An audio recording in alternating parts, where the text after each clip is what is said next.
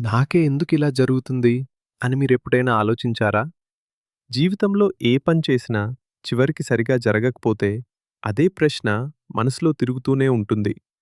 ఇతరుల లైఫ్ చూసినప్పుడు వాళ్ళకి అన్నీ ఈజీగా జరుగుతున్నట్టు అనిపిస్తుంది. కానీ మనకి మాత్రం అన్నీ కష్టంగా అనిపిస్తాయి. అలా అనిపిస్తే ఈ వీడియోని స్కిప్ చేయకండి. ఎందుకంటే చివర్లో మీకు ఒక నిజం తెలుస్తుంది. అది మీ ఆలోచనని పూర్తిగా మార్చేస్తుంది. జీవితంలో మనం చాలాసార్లు ట్రై చేస్తాం, కష్టపడతాం, కానీ రిజల్ట్ రాదు.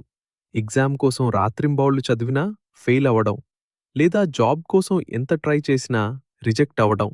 ప్రతిసారి మనసులో ఒకే ప్రశ్న, నాకే ఎందుకిలా జరుగుతుంది?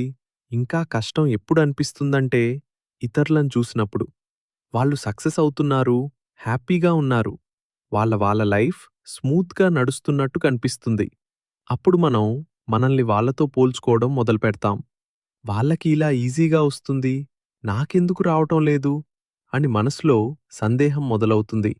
ఇక్కడే మన ఆలోచనలు కాస్త కష్టంగా మారతాయి. అక్కడ్నుంచి ఓవర్ థింకింగ్ మొదలవుతుంది. గతంలో జరిగిన తప్పుల గురించి ఆలోచిస్తాం, భవిష్యత్తు గురించి భయపడతాం.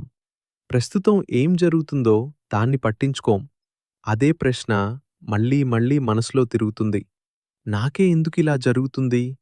సమాధానం మాత్రం దొరకదు. కాని ఆలోచనలు మాత్రం పెరుగుతూనే ఉంటాయి.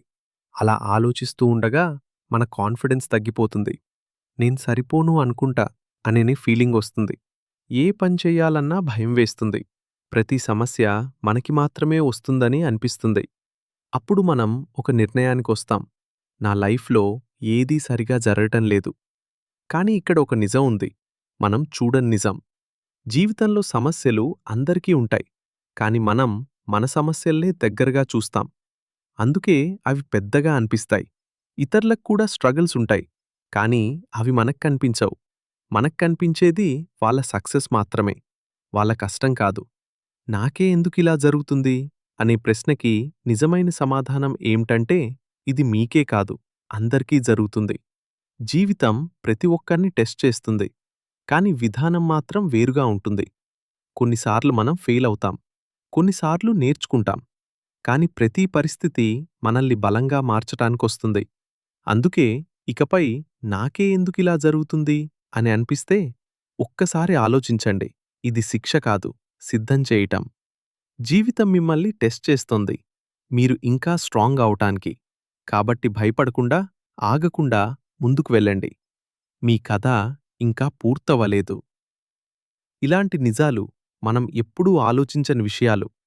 ఇంకా ఇలాంటి స్టోరీస్ మీరు మిస్ కాకూడదంటే ఈ ఛానెల్‌ను సబ్స్క్రైబ్ చేయండి.